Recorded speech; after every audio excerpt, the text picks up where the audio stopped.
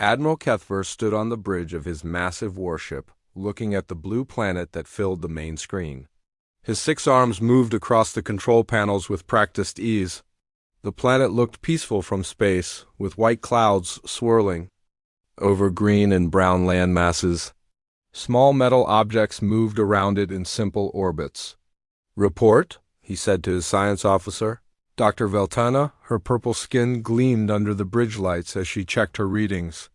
"The planet is called Earth by its inhabitants," she said. "The species calls itself humans. They have achieved basic spaceflight, but their technology is very primitive. Chemical rockets, simple electronics, basic nuclear energy. Nothing we haven't seen 1,000 times before." Kethver nodded. In his 300 years of service to the Zephyrian Galactic Empire, he had seen many worlds like this. Young civilizations that had just learned to leave their home planet were common. The Empire had contact protocols for such species. First, they would study them, then they would make contact. Finally, they would either welcome them into the Empire as servants or take their resources if they proved troublesome. "How many of them are there?" Kethver asked. "About 8 billion, Veltana replied. "They live on all the major land masses. Their cities are large, but their technology is scattered. They have not united under one government. Instead, they have many separate nations that often fight each other. This was normal too. Most primitive species were divided when the Empire found them. It made contact easier. Divided species were easier to control. Weapons?" Kethver asked. "Nuclear missiles. CONVNTIONL explosives, some energy weapons. Nothing that could threaten our ships. Our shields could stop their strongest weapons easily." Kethver smiled, showing his sharp teeth. "Then we follow standard procedure. Prepare the contact team. We will show them our power and offer them a place in the Empire." But Dr. Veltana frowned as she looked at her readings again. Something felt wrong. The data from Earth didn't match the patterns she had seen from other primitive worlds. Their information networks were too complex. Their manufacturing showed signs of techniques that shouldn't exist at their development level. Their materials were stronger than they should be able to make. "Admiral," she said carefully, "there are some unusual readings. Their technology progression doesn't follow the standard pattern we see in other species." Kethver waved one of his hands dismissively. "Every species is different, Doctor. Some develop faster in certain areas. It means nothing. Prepare the contact vessel." Dr. Veltana wanted to argue, but she knew better. Admiral Kethver had brought 47 species into the Empire. He was experienced and confident. She was just a scientist. Still, the readings bothered her. Human technology seemed to have gaps and advances in strange places. The contact ship was much smaller than the main fleet. It was designed to look impressive but not threatening.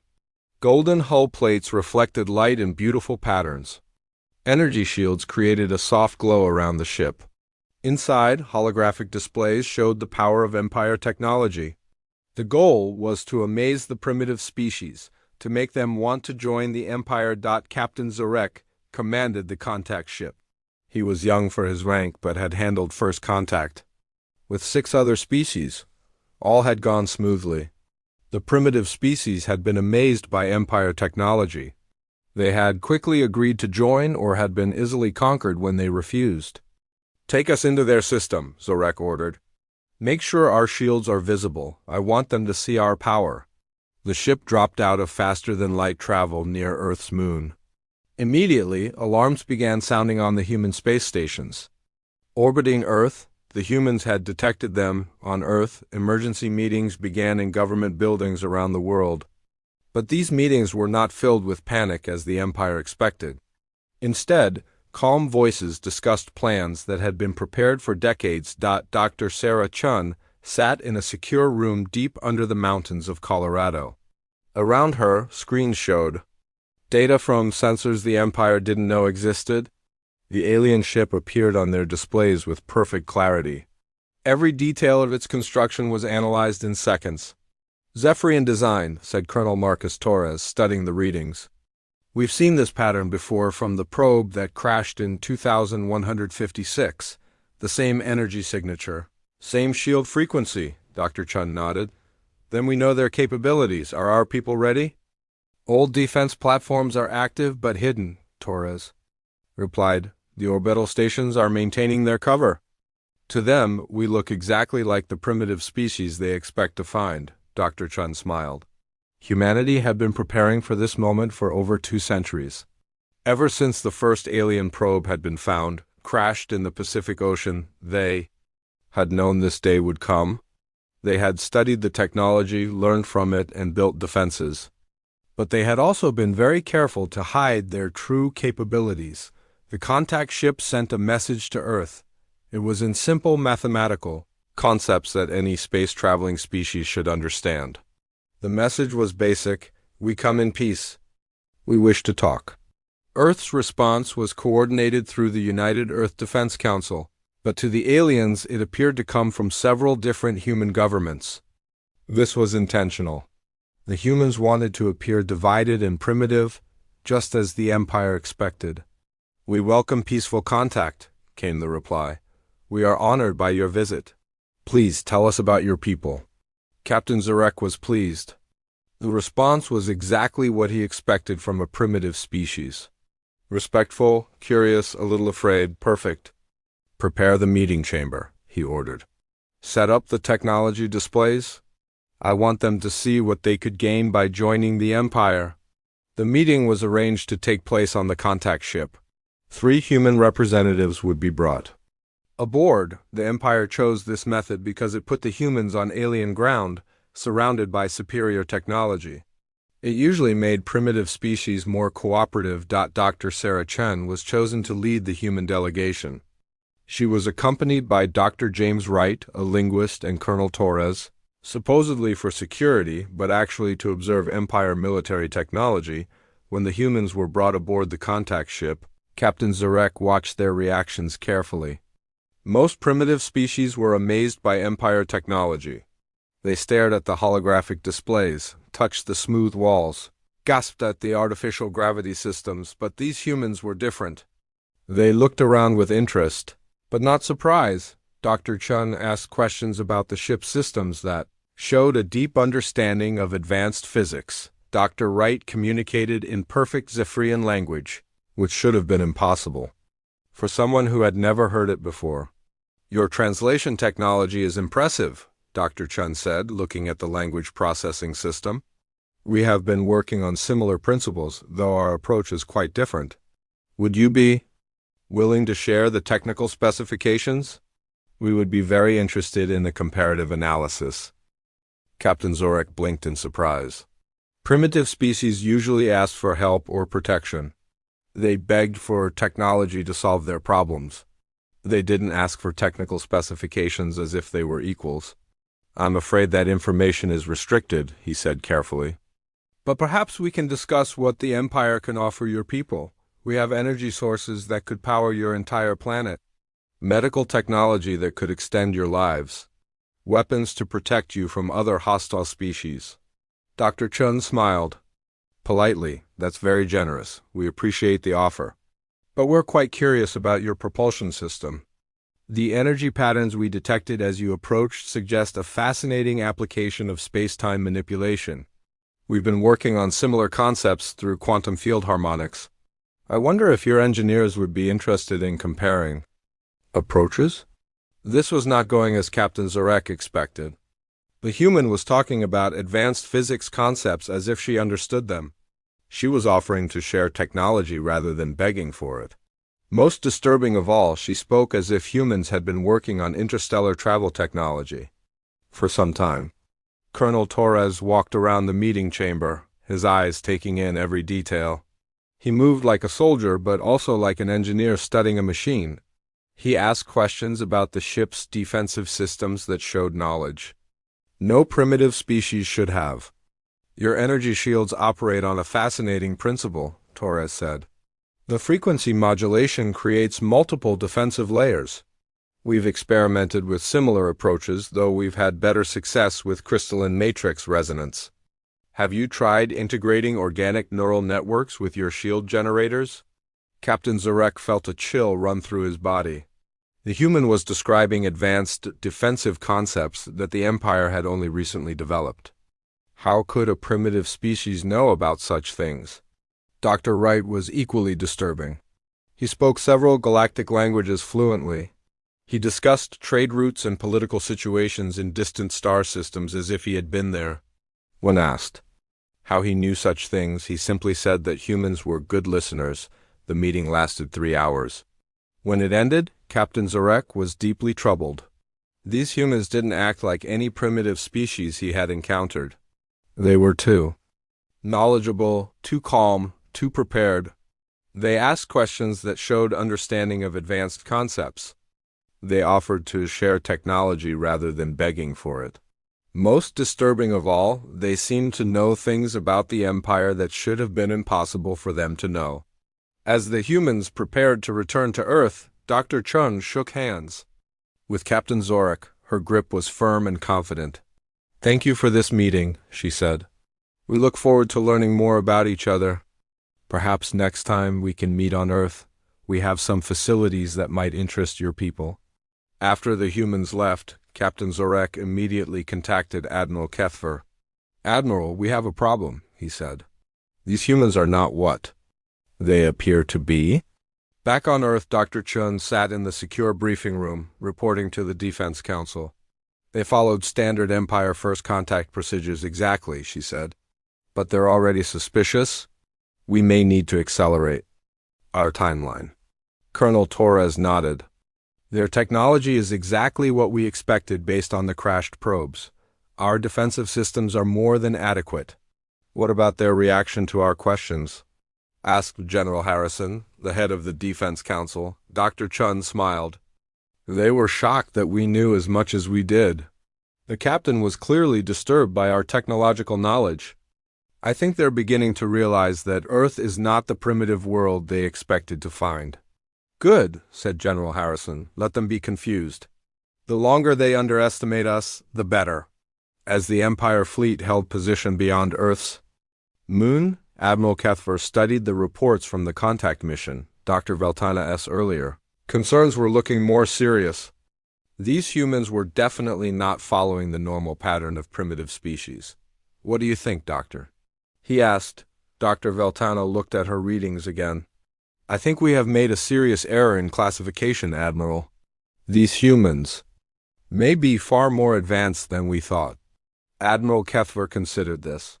In 300 years of service, he had never encountered a species that had fooled Empire censors about their technological level. It seemed impossible, but the evidence was growing that impossible things were happening on the small blue planet below. Admiral Kethver paced around his command center, his 6 arms moving nervously. The reports from the first contact mission troubled him deeply. In all his years of service, he had never encountered humans like these. They were supposed to be primitive, but they asked questions that showed deep knowledge of advanced science. "Dr. Veltana," he called. "I want a full technological assessment of this species. Use every scanner we have. I need to know exactly what we're dealing with." Dr. Veltana nodded and began working at her station. For hours, she directed powerful sensors toward Earth.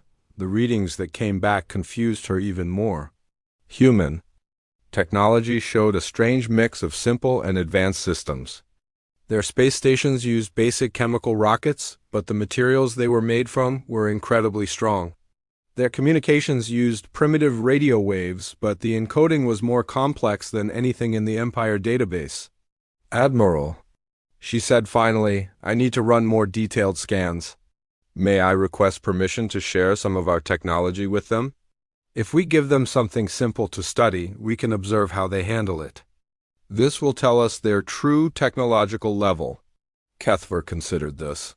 It was a standard procedure when dealing with unusual species. Give them a simple piece of Empire technology and watch how they try to understand it. Primitive species usually took years or decades to figure out even basic Empire tools. "Very well," he said. "Choose something simple but impressive. Energy shield technology, perhaps." Even if they manage to copy it, they won't be able to improve it. Dr. Veltana prepared a basic energy shield generator. It was old technology by Empire standards, something that first-year engineering students learned to build. She loaded it onto a small transport vessel along with detailed technical specifications. The gift was presented to Dr. Chun during a second meeting, this time held in Earth's orbit aboard a human space station. Captain Zorek personally delivered the shield generator. "This is a token of friendship from the Empire," he said proudly. "It creates an energy barrier that can stop most forms of attack. We hope your scientists will find it interesting to study." Dr. Chun accepted the gift with appropriate gratitude. "This is very generous. Our engineers will be fascinated to examine it. May we have some time to study it before our next meeting?" "Of course," Captain Zorek replied. "Take all the time you need. We understand that developing civilizations need time to understand advanced concepts." Dr. Chun smiled at his correction, but said nothing. The shield generator was immediately taken to a secure laboratory deep beneath the Rocky Mountains. There, humanity's best engineers and scientists began to examine it. But their examination was not the slow, careful study that the Empire expected. Dr. Lisa Park, head of Human Defense Technology, connected the device to advanced scanning systems that the Empire didn't know existed.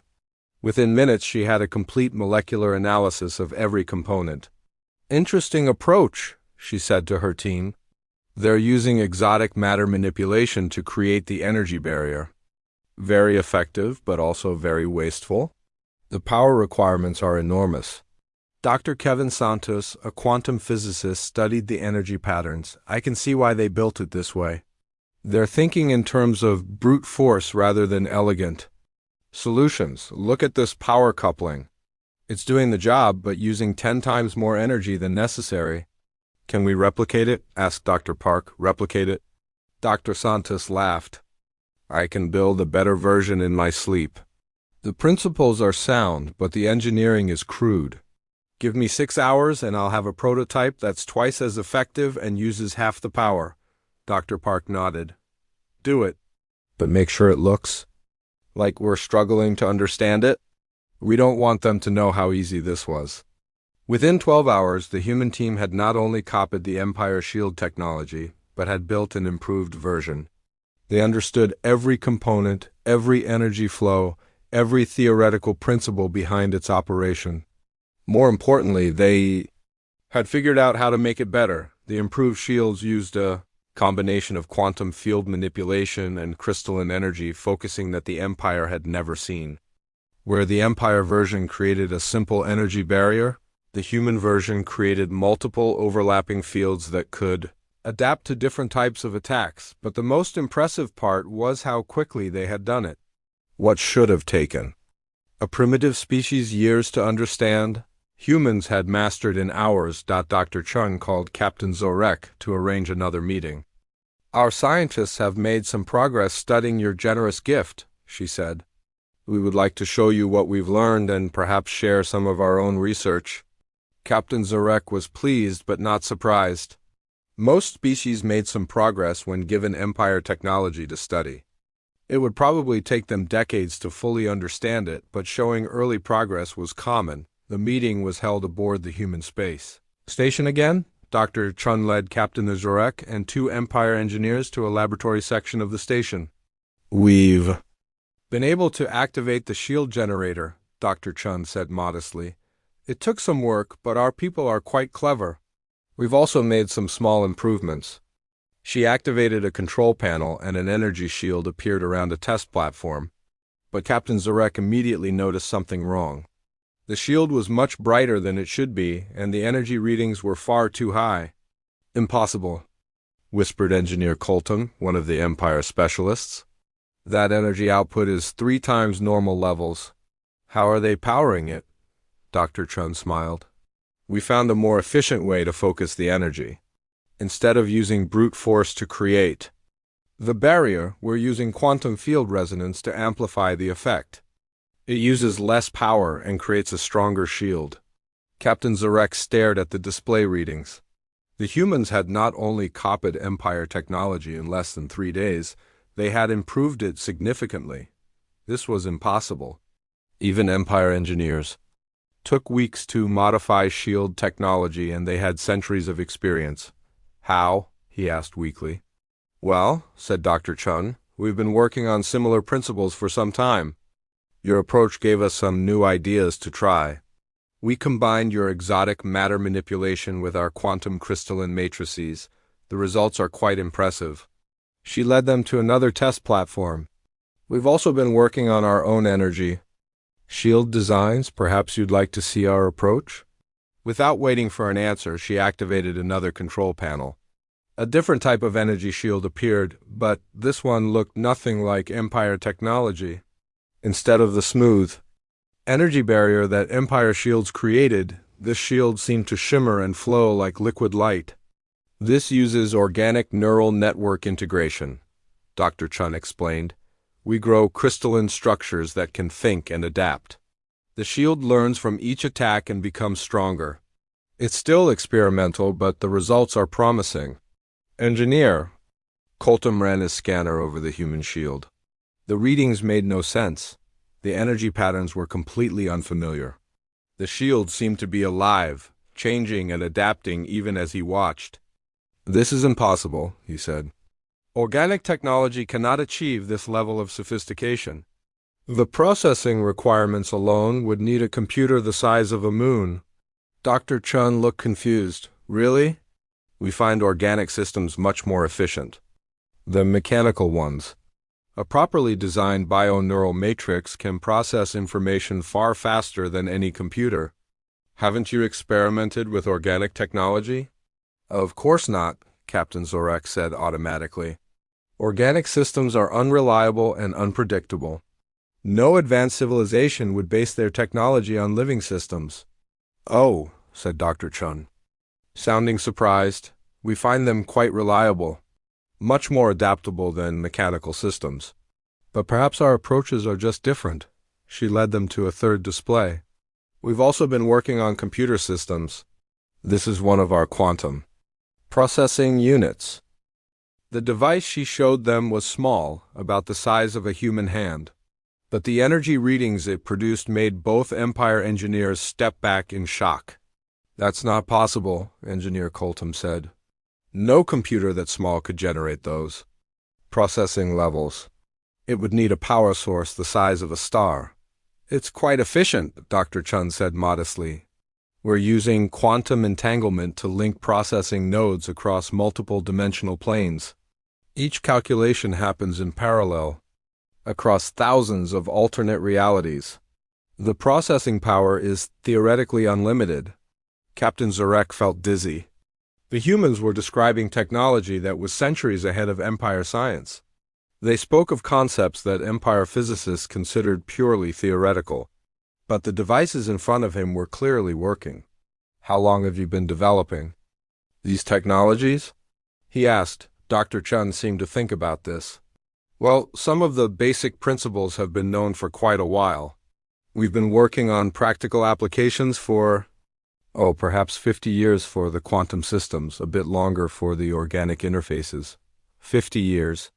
The Empire had been working on quantum computing for over 1,000 years and had never achieved anything close to what the humans were showing. But your space program, Captain Zorek said desperately, you're still using chemical rockets. Your cities use primitive power sources. How can you have such advanced technology? Dr. Chun looked uncomfortable for the first time. Well, not all of our technology is at the same level. We tend to develop things as we need them, and we prefer to be careful about how quickly we advance in certain areas. Careful? Yes, well, rapid technological change can be dangerous. We've learned to be cautious about implementing new technologies too quickly. It's better to understand the implications before making major changes to society. Captain Zorek was beginning to understand. The humans weren't technologically primitive. They were technologicalicious. They had the knowledge to build advanced systems, but they chose not to implement them widely. This was a concept that the Empire had never encountered. Every species they had met rushed to implement new technology as quickly as possible. The idea of deliberately holding back technological advancement was completely foreign to them. Dr. Chun, he said carefully, what other technologies has your species developed but chosen not to implement? Dr. Chang exchanged glances with Colonel Torres, who had been quietly observing the entire demonstration. Perhaps, she said, that would be better discussed at a higher level. These decisions involve policy as well as science. The meeting ended with Captain Zarek's head spinning. He returned to the Empire fleet with reports that would shock Admiral Kethver. They copied our shield technology in 72 hours, he reported. Not only copied it, but improved it significantly. And their own technology. Admiral, I've never seen anything like it. They have quantum computers that shouldn't be possible. Organic systems that think and adapt. Energy sources that defy our understanding of physics. Admiral Kethver listened to the report in growing amazement. How is this possible? Our initial scans showed a primitive civilization? I think, Captain Zarek said slowly, that they wanted us to see a primitive civilization. I think they've been hiding their true technological level. Dr. Veltana had been studying the energy signatures detected during the meeting. Admiral, she said, I've been analyzing the data from their space station. The power systems there, using are far more advanced than anything we detected in our initial scans. It's as if they have two completely different technological bases. Two different technological bases?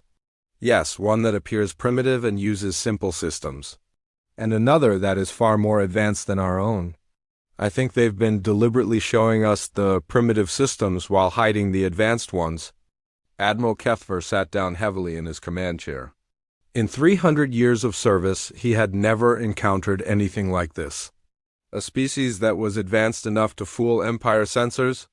A civilization that chose to appear primitive while possessing technology that surpassed the Empire's own. Dr. Veltana, he said finally, I want you to run a complete reassessment of human technology. Use every sensor we have? I want to know what we're really dealing with. Yes, Admiral. But I should warn you, if they've been hiding their technology this effectively, we may not be able to detect their true capabilities even with our best sensors. As the Empire fleet began more intensive scans of Earth, Dr. Chun sat in her secure briefing room, reporting to the Defense Council. They're beginning to understand, she said. The captain was clearly shocked by our technological demonstrations. They're starting to realize that we're not the primitive species they expected. How much should we reveal? Asked General Harrison. Not too much too quickly, Dr. Chun replied.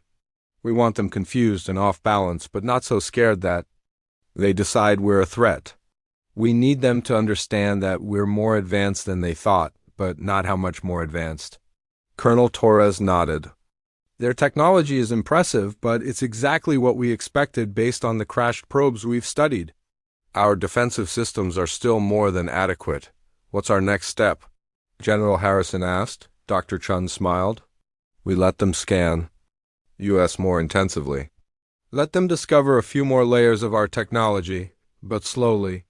We want them to realize they've made an error in assessment, but we don't want them to understand the full scope of that error. Not yet, as the Empire struggled. To understand what they had discovered, humanity continued its careful revelation. Each new piece of technology they showed was more advanced than the Empire expected, but not so advanced as to reveal the true depths of human capability. The game of technological chess had begun, and the Empire was already several moves behind. Admiral Kethver stared at the reports covering his desk. For 3 days, his best scientists had been scanning Earth with every sensor the Empire possessed. The results made no sense. Dr.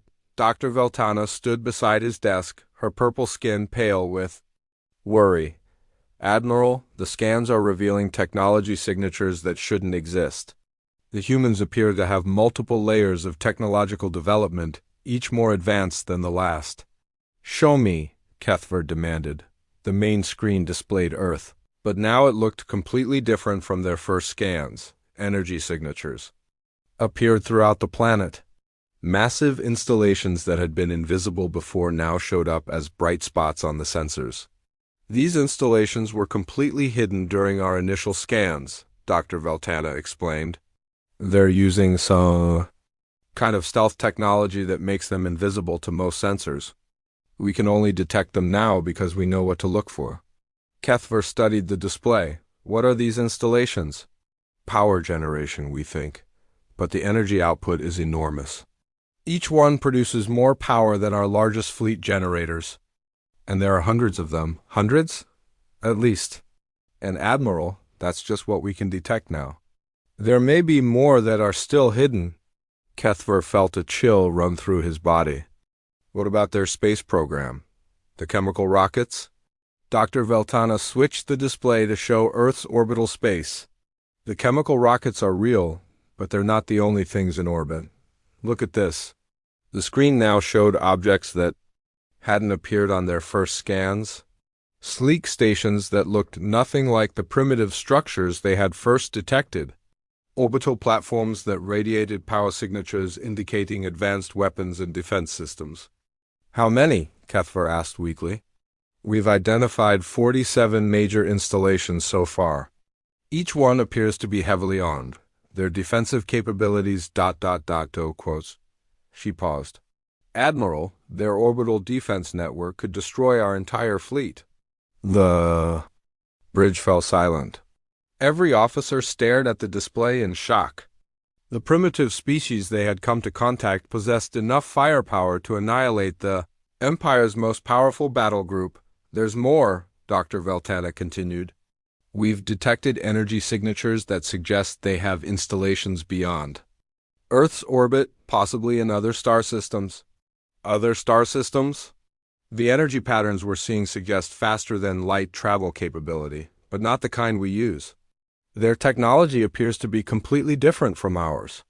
Captain Zorak entered the bridge at that moment, carrying his own report. Admiral, we need to talk privately. Kethver followed him to a secure briefing room. Zorek's face was grim. Admiral, during my last meeting with the humans, something strange happened. Dr. Chun knew things she shouldn't have known. Details about Empire technology that weren't in the shield generator we gave them. What kind of details? She mentioned specific energy frequencies that we use in our propulsion systems. She asked about trade routes between Empire worlds. She knew the names of Empire species that we've never told her about. Kethver sat down heavily. How could she know such things? I think they've been watching us, Admiral. For a long time? Maybe since before we arrived in this system. Before Kethver could respond, an alarm sounded. Lieutenant Morak, the communications officer, appeared on the intercom. Admiral, we're receiving a message from Earth. They're requesting another meeting, but this time they want it to be planet-side. On Earth? Yes, sir. Dr. Chun specifically requested that you visit their main research facility. She says they have something important to show you. Kethver looked at Captain Zorak. What do you think? I think we don't have a choice, Admiral. We need to know what we're dealing with. 2 hours later, Admiral Kethver found himself in a transport shuttle heading toward Earth's surface. He had brought a small security team, but he was beginning to suspect that their weapons would be useless if the humans decided to be hostile. The shuttle landed at what appeared to be a simple research facility in the mountains of North America. But as they approached the main building, Kethver noticed that the construction materials were far more advanced than they had appeared from orbit. Dr. Chun met them at the entrance. Welcome to Earth, Admiral. We're honored by your visit. Thank you for the invitation, Dr. Chun. Though I must admit, I'm curious about what you want to show us. Double quotes. Dr. Chun smiled. I think it's time we were more honest with each other. Please, follow me. She led them through corridors that looked ordinary at first glance. But Kethver noticed details that troubled him. The walls were made of materials he didn't recognize. The lighting systems used technology he had never seen. The air itself felt different, as if it was being processed by advanced environmental systems. Dr. Chun, he said, this facility is more advanced than it appeared from space. Yes, she replied. We've become quite good at making things appear simple when they're actually complex. It's a useful skill when dealing with unknown visitors. They entered an elevator that descended much farther than the building should have allowed. When the doors opened, Kethver gasped. They were standing in an enormous underground complex that stretched as far as he could see. Advanced machinery filled vast chambers. Holographic displays showed data streams that would have required the Empire's largest computers to process. And everywhere, humans worked calmly with technology that looked centuries ahead of Empire science. "Welcome to the North American Research Complex," Dr. Chun said. "One of our smaller facilities." "Smaller?" "We have 7 major research installations on Earth and many smaller ones. This one focuses on defensive technology and first contact protocols." Admiral Kethver walked through the complex in amazement. In one laboratory, humans were working with energy forms he had never seen. In another, they were growing what appeared to be living computers. In a third, they were manipulating spacetime itself. "How long has this existed?" he asked. "This particular facility was built about 60 years ago," Dr. Chun replied, "though some of our research programs are much older." They stopped at an observation window that looked into a testing chamber. Inside, a human technician was working with a device that made space appear to bend and twist around it. "Dimensional folding technology," Dr. Chun explained. "We use it for manufacturing and transportation. It allows us to create much larger internal spaces than external dimensions would suggest." That's impossible," Admiral Kethver said automatically. "Not impossible," said a new voice, "just difficult." Kethver turned to see a tall human woman approaching them. She wore a military uniform with insignia he didn't recognize. "Admiral Kethver," Dr. Chun said, "I'd like you to meet Commander Sarah Torres of the Human Defense Fleet." "Defense Fleet?" "Yes," Commander Torres said. "We've been monitoring your ship since you entered our system. Your technology is impressive, but our defensive capabilities are more than adequate to protect Earth if necessary." She led them to another observation window. This one looked out into space, but not normal space. The view showed a battle simulation where human ships engaged targets that looked exactly like Empire vessels. "We've been studying your technology for quite some time," Torres explained. "The probe that crashed in our ocean 200 years ago gave us detailed information about Empire capabilities. We've had a long time to prepare." Admiral Kethver watched the simulation in horror. The human ships moved in ways that defied physics. They appeared and disappeared at will. Their weapons tore through Empire-style shields as if they didn't exist. "This is just a simulation," he said hopefully. "Yes," Torres replied, "but an accurate one. Our actual defense fleet is considerably more capable than what you see here." Dr. Chun led them to a communications center where dozens of humans monitored displays showing star maps and energy signatures. "We've been watching galactic civilization for a very long time," she said. "We know about the Empire's expansion patterns. We know about the other species you've contacted. We know about your standard procedures for dealing with primitive civilizations." "How?" "We're very good at staying hidden and very good at gathering information. Your people aren't the only ones who travel between stars." She gestured to one of the star maps. "This shows the locations of crashed Empire probes over the past 5 centuries. We've recovered and studied 47 of them." The map showed dots scattered across a wide area of space. Each dot represented technology that the Empire thought was lost to accidents or equipment failure. "You've been stealing our technology?" "Not stealing," Dr. Chun corrected. "Salvaging. Most of these probes crashed or were abandoned. We simply found them and learned from them. It's been very educational." Admiral Kethver was beginning to understand the scope of his error. Humanity hadn't suddenly developed advanced technology. They had been studying Empire science for centuries, learning from every piece of wreckage, every abandoned probe, every careless mistake. "But why?" he asked. "Why hide your advancement? Why pretend to be primitive?" Dr. Chun exchanged glances with Commander Torres. "Come with us," she said. There's something else you need to see. They took another elevator, this one leading even deeper underground. When the doors opened, they entered a vast chamber filled with what appeared to be a three-dimensional star map. But this wasn't just any star map. It showed the entire galaxy in perfect detail.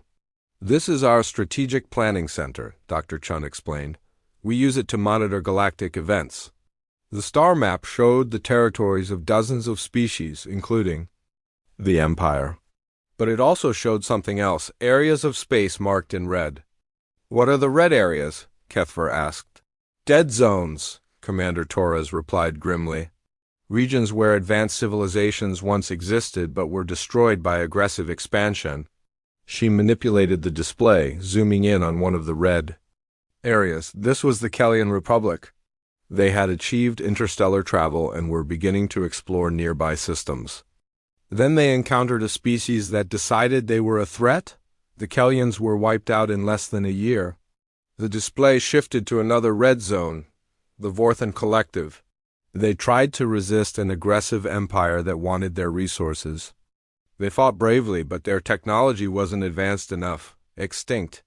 And here, she said, highlighting a third area, the Xanathi Federation. They were actually quite advanced, but they made the mistake of revealing their capabilities too early. They were seen as a threat and eliminated by a coalition of fearful species. Admiral Kethver stared at the display in growing horror. How many? In the past 1,000 years? We've identified at least 37 civilizations that were destroyed because they were either too weak to defend themselves or too advanced. For others to tolerate, Dr. Chun stepped forward. This is why we hide our advancement, Admiral.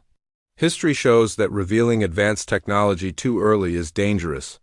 Species that appear primitive are left alone. Species that appear threatening are destroyed. So you chose to appear primitive. We chose to appear harmless while we developed the technology to protect ourselves and others. We've been watching the galaxy for centuries, learning about the various empires and species. We've seen what happens to civilizations that aren't careful. Commander Torres activated another part of the display. But we haven't just been hiding, we've been helping. The new display showed intervention patterns across the galaxy. Human ships, invisible to most sensors, had prevented disasters, stopped wars, and protected developing civilizations. The Arkany mining disaster 30 years ago, Torres explained. Your history records it as a natural catastrophe. Actually, it was sabotaged by the hegemony. We stopped it. The plague that threatened the Voltan homeworld, Dr. Chun added. Empire scientists worked for years to find a cure. We provided it anonymously through intermediaries. The rebellion on Kara's Prime that nearly destroyed both sides, Torres continued. We helped negotiate a peaceful solution, though we made sure no one knew we were involved. Admiral Kethver sank into a chair. You've been secretly protecting the galaxy. Protecting and studying, Dr. Chun confirmed. We want to understand how galactic civilization works before we openly join it. We want to know who can be trusted and who poses a threat. And what have you concluded about the Empire? Dr. Chun was quiet for a long moment. The Empire isn't evil, Admiral, but it's not entirely benevolent either. You expand aggressively. You dominate weaker species. You're not genocidal like some empires we've observed, but you're not respectful of other cultures either. We bring order and prosperity to primitive worlds, Kethver protested. You bring your version of order and prosperity, Commander Torres. Corrected, whether the other species want it or not. You give them a choice between servitude and destruction. That's not really a choice. Dr. Chun activated one final display. This one showed the Empire's expansion over the past century with detailed analysis of each species they had contacted. 47 species brought into the Empire, she said. But look at what happened to their cultures. The Trendy used to be master artists. Now they work in Empire factories. The Colossi were philosophers and scientists. Now they serve as technicians, maintaining Empire equipment. They chose to join us, Kethver said weakly. They chose survival over extinction, Dr. Chun replied. That's not the same thing.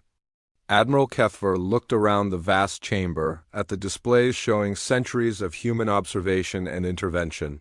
What do you want from us? We want you to understand that you have a choice too, Admiral.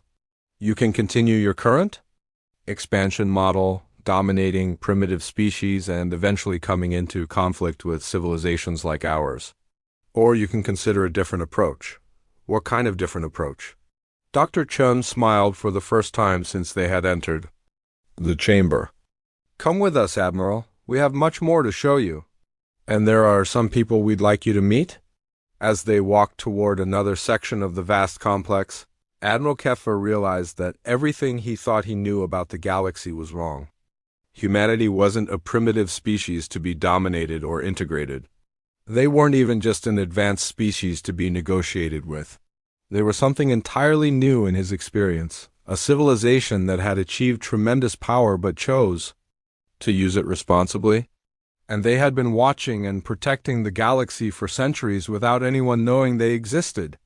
The question now was, what did they plan to do with the Empire? Dr. Chun led Admiral Kethver through corridors that seemed to stretch forever. The underground complex was far larger than he had imagined.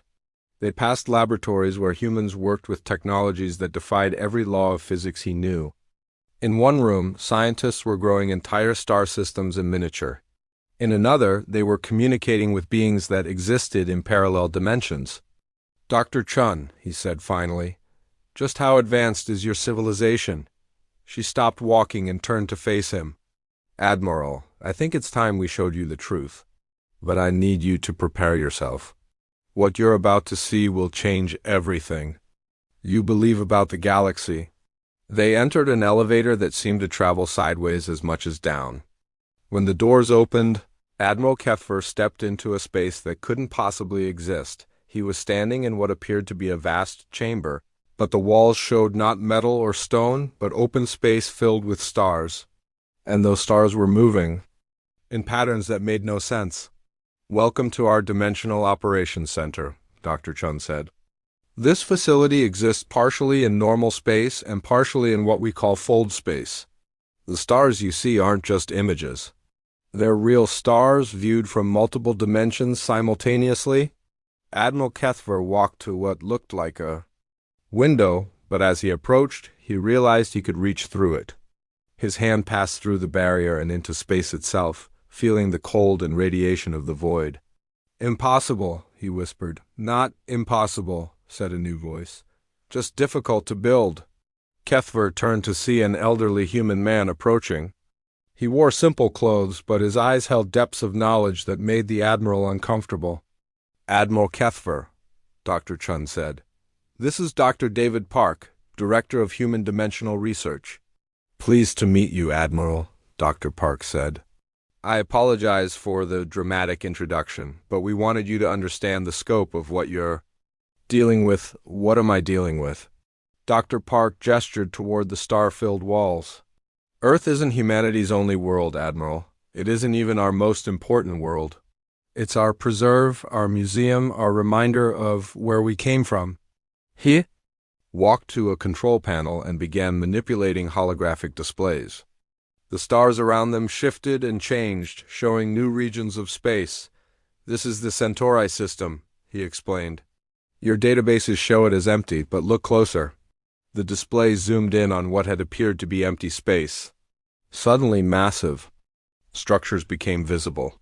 Cities that floated in the void, connected by bridges of light. Manufacturing centers the size of moons. Fleets of ships unlike anything in Empire technology. We've been there for over 300 years, Dr. Park said casually. It was our first major colony outside Earth system. But our surveys show Centauri as uninhabited, Admiral Kethver protested. Your surveys show what we want them to. Show we're very good at hiding. The display changed again, showing system after system filled with human structures. Dyson spheres that captured the energy of entire stars. Worlds that had been completely transformed into garden paradises. Space habitats that house billions of people. How many systems? Kethver asked weakly. In normal space? About 200 systems have major human populations. But that's just the beginning, Dr. Park manipulated the controls again.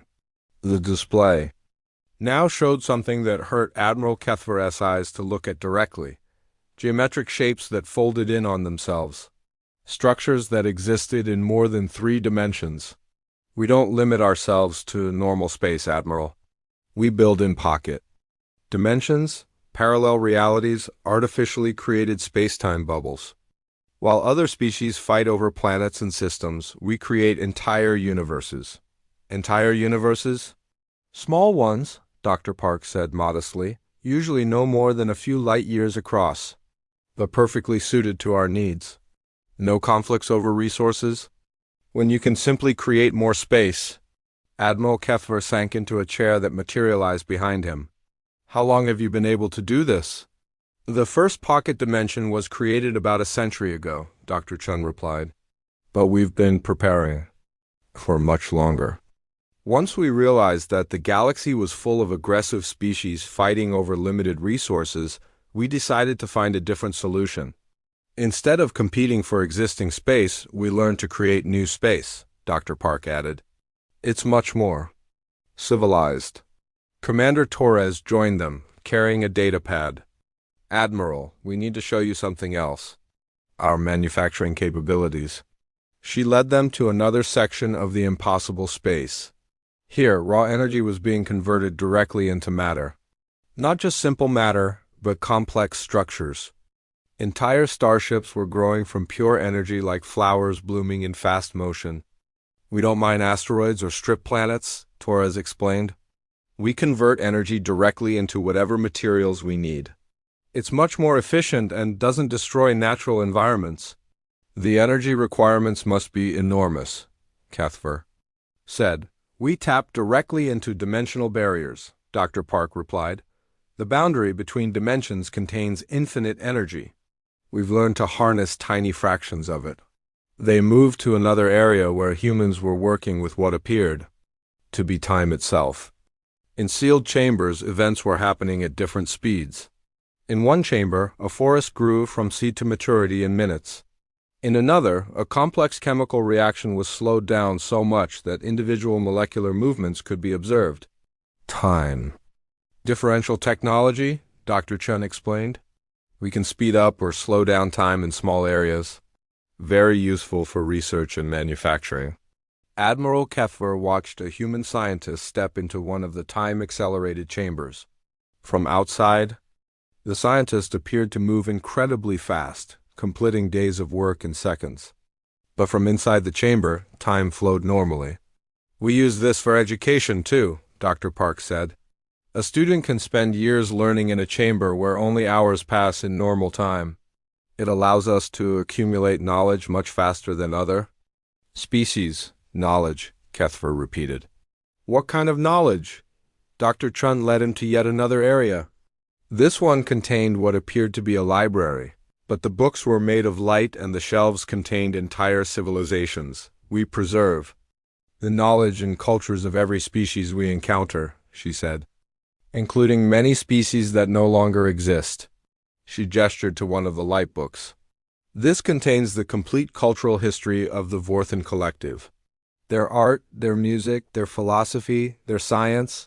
When they were destroyed, we made sure their heritage survived. You said they were extinct. Their physical civilization was destroyed, but their knowledge and culture live on here. We've done this for dozens of species that were wiped out by aggressive empires. Admiral Kethver looked around the vast library. How many? We have complete cultural records for 347 extinct civilizations, Dr. Park replied, and partial records for over 1,000 more. Why? Because knowledge should not be lost, Dr. Chun said simply. Because every species has something valuable to contribute. Because someone should remember who they were. They continued walking through the impossible facility. Admiral Kethver saw humans working with beings that clearly weren't human. Tall, crystalline creatures that communicated through patterns of light. Gaseous beings that existed as clouds of intelligent particles. Machines that had achieved consciousness. Not all species die when their homeworlds are destroyed, Commander Torres explained. We rescue individuals when we can, offer them new homes in our pocket dimensions, help them rebuild their civilizations. You're running a refugee program? Among other things, yes. We have entire dimensions set aside for refugee populations.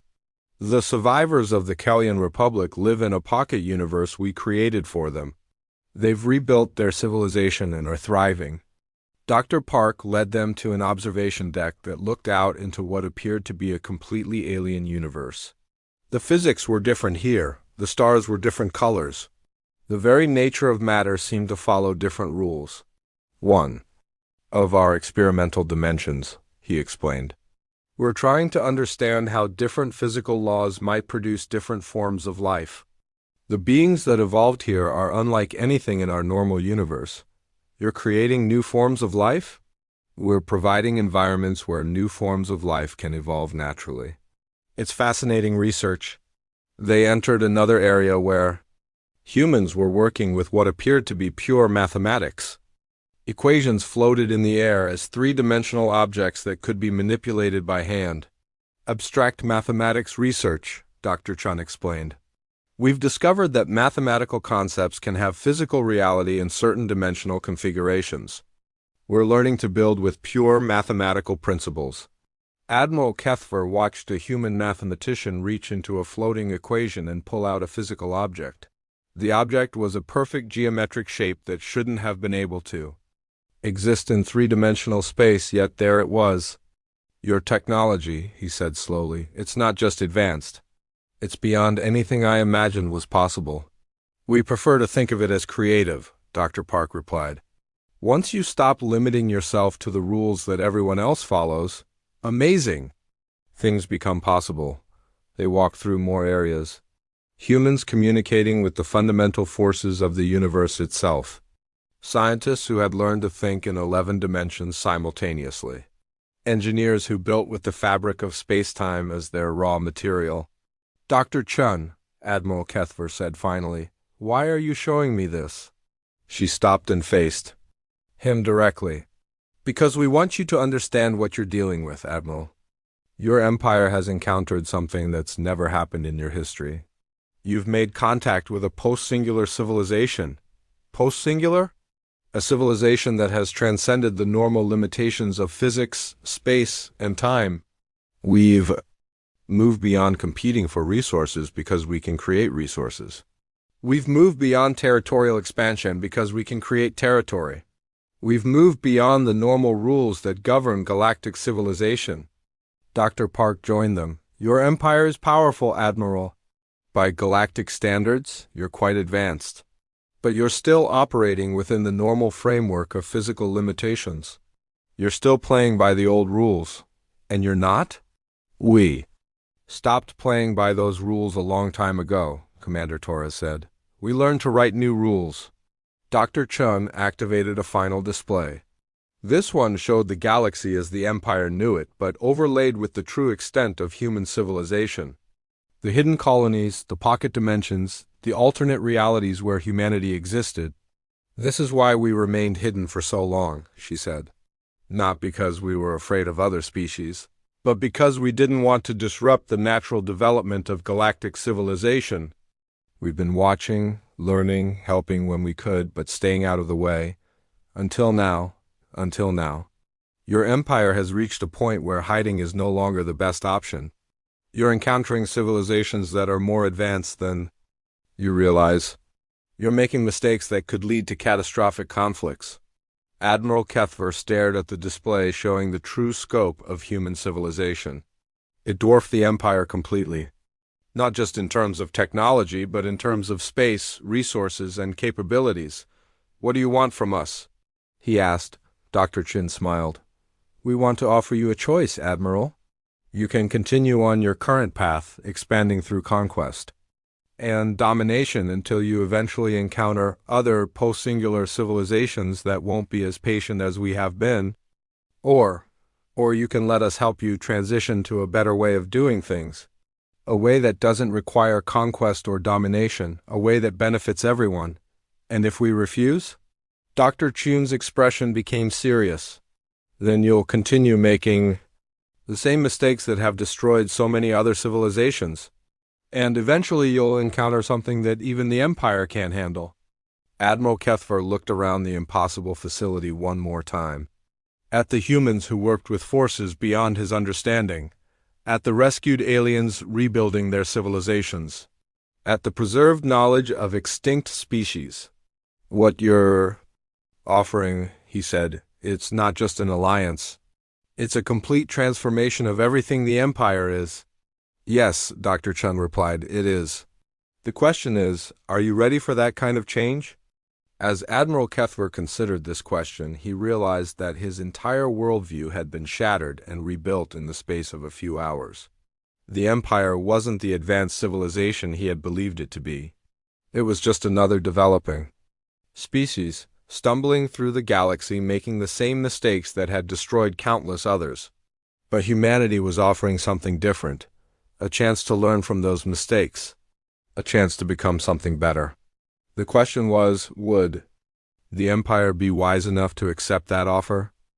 Admiral Kethver sat alone in his quarters aboard the Empire flagship, staring at the reports he would have to send to the High Command.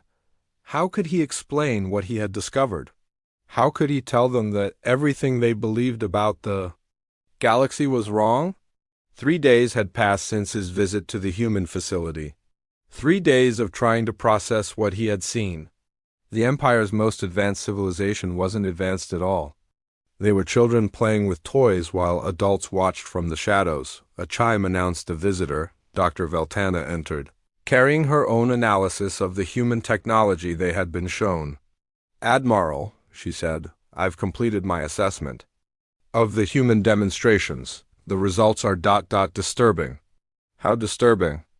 Their pocket dimension technology alone represents an advancement that our scientists say would take us 10,000 years to achieve. Their matter-energy conversion systems operate on principles we don't even have theories for. And their time. Manipulation technology ... She paused. Admiral, they can create time. Not just slow it down or speed it up, but actually create new temporal dimensions. Kethver rubbed his temples with 2 of his hands. What about their military capabilities? Based on what we observed, they could destroy our entire battle group without leaving their home system. Their defensive systems operate outside normal space-time. Our weapons would never reach them. And their true territorial extent? Dr. Veltana activated a holographic display. If their claims are accurate, they control more space than the rest of the galaxy combined. But it's not space as we understand it. They've created their own reality to expand into. The door chimed again. Captain Zorik entered, looking exhausted. Admiral, we've received another communication from Dr. Chun. She's requesting a final meeting before we depart. She says there are other representatives she wants you to meet. Kethver considered this. Other representatives? She didn't specify, Admiral. But she emphasized that this meeting would determine the future relationship between humanity and the Empire. An hour later, Admiral Kethver found himself back in the human facility, but this time in a different section. Dr. Chun met him at the entrance, but she wasn't alone. Admiral, she said, I'd like you to meet some friends of ours. The beings standing beside Dr. Chun were unlike anything in Admiral Kethver's experience. One appeared to be made of living crystal, its body shifting between different geometric patterns. Another seemed to be composed of pure energy, maintaining a roughly humanoid shape but constantly flowing and changing. A third looked almost normal until Kethver realized it was existing in more than 3 dimensions, parts of its body extending into spaces he couldn't see. Admiral Kethver, Dr. Chun said, meet the Ascended Council. Representatives of other post-singular civilizations. The crystal being spoke, its voice like music made of light. We have been watching your empire's development with interest, Admiral. Your species shows promise, but also concerning tendencies. The energy being added, its words seeming to come from everywhere at once. We have seen many civilizations reach your level of development. Most make critical errors that lead to their destruction. How many civilizations have achieved what humanity has? Admiral Kethver asked. The multidimensional being answered. parts of its voice coming from directions that didn't exist.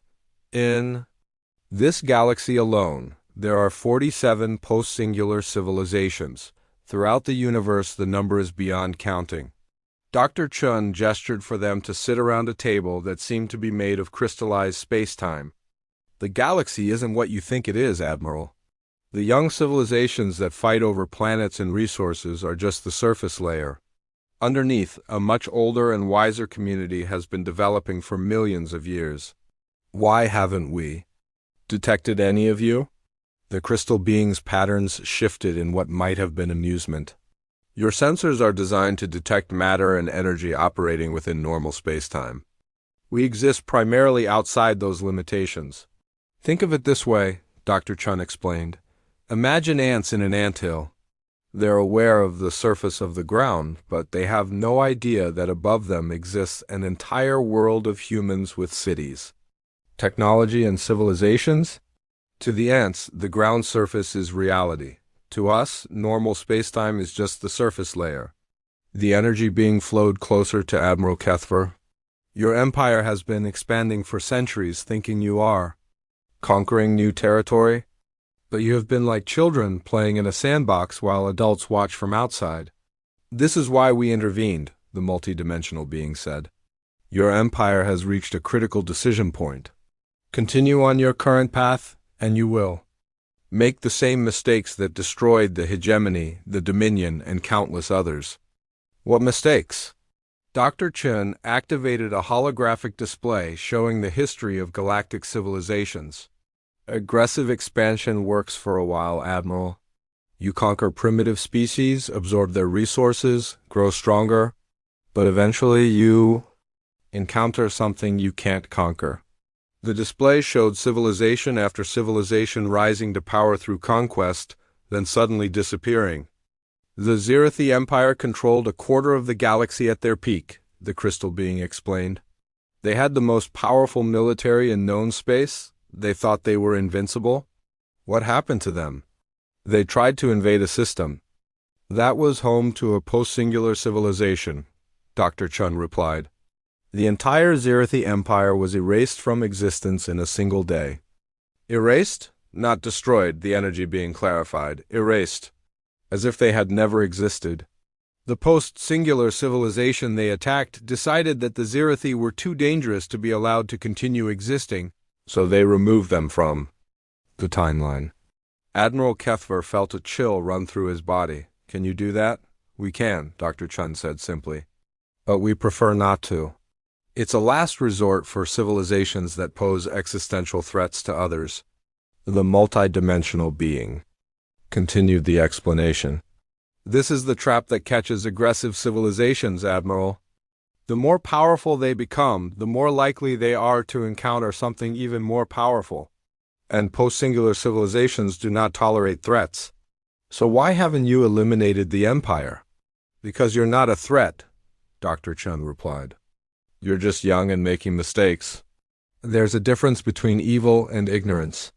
The crystal being's patterns shifted again. Your empire has the potential to become something better.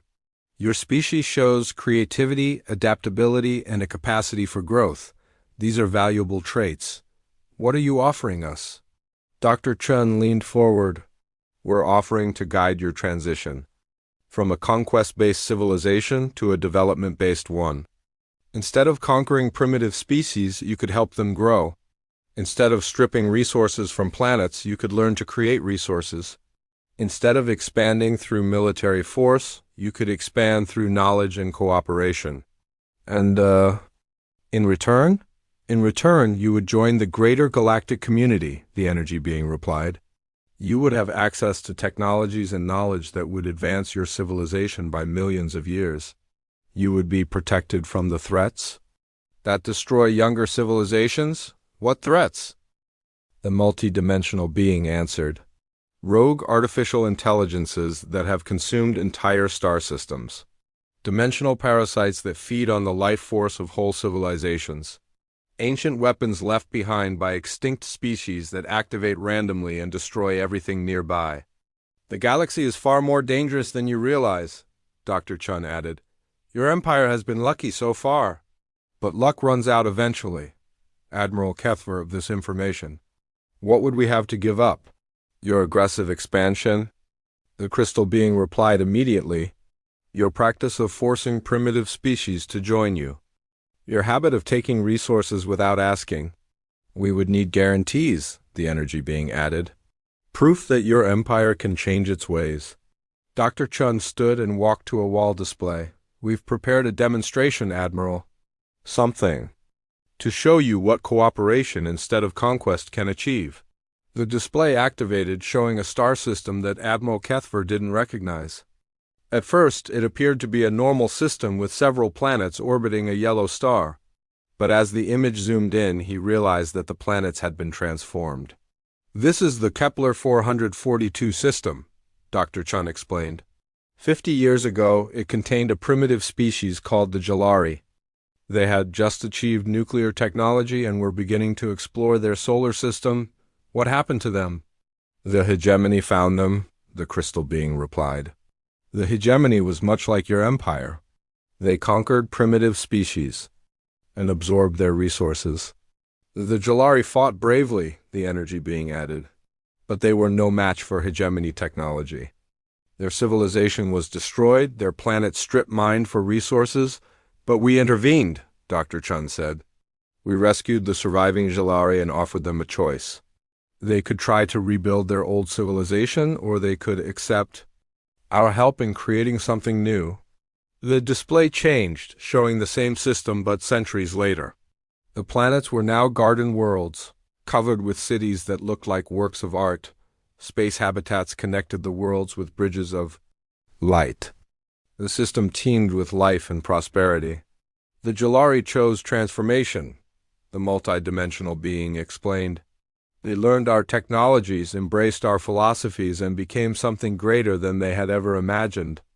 They're now a full member of the Ascended Council, Dr. Chun added. They help other species make the same transition they did. Admiral Kethver stared at the display. How many species have made this transition? Over the past 1,000,000 years? Several thousand, the crystal being replied. Each one chose cooperation over conquest, development over destruction. And those who refused? The display changed again, showing systems that were nothing but empty space and dead rocks. They followed the path your empire is currently on, Dr. Chun said quietly. They continued expanding through conquest until they encountered something that could stop them permanently. The meeting continued for hours. The Ascended Council showed Admiral Kethver wonders beyond imagination. Civilizations that had learned to create universes as art projects. Species that existed as pure thought, exploring concepts that had no physical reality. Beings that had transcended individual existence and become group minds spanning galaxies. This is what awaits your empire, Dr. Chun said finally. Not just survival, but transformation into something greater than you can currently imagine. What do you need from me? Admiral Kethver asked. Take our message back to your high command, the energy being replied. Tell them what you have seen. Give them the choice. And if they refuse? Dr. Chun was quiet for a long moment. Then we'll continue to watch and protect the species you encounter. We'll minimize the damage your empire can do while hoping that someday you'll be ready to make a better choice. But Admiral, the crystal being added, understand that we won't allow unlimited expansion through conquest. There are lines that cannot be crossed? What lines? Genocide, the multidimensional being replied immediately. Extinction of entire species. Destruction of worlds that could support life. These things we will not permit. Admiral Kethver returned to his ship with his mind reeling. How could he explain to the High Command that their mighty empire was just a small child playing in a universe of adults? How could he convince them to abandon the very principles that had made the empire great? But as he began drafting his report, he realized he had no choice. The empire could continue on its current path and eventually be destroyed by forces beyond their comprehension. Or they could accept humanity's offer and transform into something greater. 6 months later, Admiral Kethver stood in the High Command chambers on the Empire capital world. Around him, the greatest leaders of his civilization debated the most important decision in their history. "You're asking us to abandon everything that made us strong," argued High Commander Velkoth. "Our military might, our expansion, our dominance, over lesser species. I'm asking you to exchange temporary strength for permanent survival," Kethver replied. "The humans and their allies aren't offering conquest. They're offering evolution." High Commander Zarali leaned forward. "And if we refuse? If we tell these humans to leave us alone? Then we continue as we are until we encounter something that can destroy us," Kethver said bluntly. "And according to the humans, that encounter is inevitable." The debate continued for days. Some leaders wanted to fight, to test the humans' claims about their superior technology. Others wanted to negotiate, to find some middle ground. But gradually a consensus emerged. High Commander Velkoth finally stood. "Admiral Kethver, contact the humans. Tell them the Empire accepts their offer." The transformation began slowly. Human advisors worked with Empire scientists to develop new technologies. Post-singular civilizations shared knowledge that advanced Empire understanding by centuries. Most importantly, the Empire's approach to other species began to change. Instead of conquering primitive worlds, the Empire began protecting them. Instead of stripping resources, they learned to create what they needed. Instead of forcing other species to join them, they offered genuine partnership. Dr. Veltana, now heading the Empire's new cooperative development program, stood beside Dr. Chun as they watched the first graduation ceremony of the Enhanced Sciences Academy. "The students are learning faster than we expected," Dr. Chun observed. "Your species has remarkable adaptability." "We had good teachers," Dr. Veltana replied, "and strong motivation to change." On the graduation platform, young beings from a dozen different species received degrees in dimensional engineering, matter, synthesis, and temporal mechanics. These were the first generation to grow up in the new galactic community. Admiral Kethver, now Director of Peaceful Contact Operations, watched from the audience with pride. The Empire had not become weaker through transformation. It had become something greater than he had ever dreamed possible. "Dr. Chun," he said during the reception, "after the ceremony, I have a question I've wanted to ask for a long time." "Of course, Admiral." "Why did humanity choose to help us instead of simply eliminating the threat we posed?" Dr. Chun smiled. "Because we remember what it was like to be young and afraid and making mistakes. Every species deserves the chance to grow into something better. Even species that might have destroyed you, especially those species," she replied. "Fear leads to more fear, but understanding and patience lead to wisdom." As the celebration continued around them, Admiral Kethver looked up at the stars visible through the Academy's transparent dome. Somewhere out there, other young civilizations were making the same choices the Empire had faced. Some would choose cooperation and growth. Others would choose conquest and eventual destruction. But thanks to humanity and the Ascended Council, more civilizations were choosing the path of wisdom. The galaxy was becoming a safer, more cooperative place. "Dr. Chun," he said, "what's next for the Empire?" "Next, you help us contact other aggressive civilizations. Share your experience. Show them what transformation can achieve. We become teachers? You become gardeners," she corrected, "helping new civilizations grow into their full potential." Admiral Kethver smiled, showing his sharp teeth. "I think I like that better than being a conqueror." "So do we," Dr. Chun replied. "So do we." Years passed. The Zephyrian Empire became the Zephyrian Commonwealth, a cooperative alliance of species working together for mutual benefit. Admiral Kethver aged and eventually passed his duties to younger beings who had grown up in the new paradigm. But the changes he had helped initiate continued to spread throughout the galaxy. One by one, aggressive civilizations were offered. The same choice the Empire had faced. Some accepted and transformed. Others refused and eventually encountered forces that ended their expansion permanently.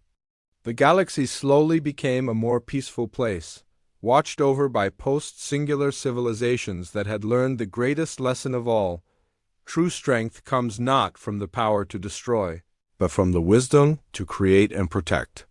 And on a small, blue planet called Earth, humanity continued its quiet work of watching, teaching, and guiding younger species toward a better future. They had learned long ago that the greatest victory was not conquest, but the transformation of enemies into friends, of fear into understanding, and of destruction into creation. The galaxy had grown up, and humanity had,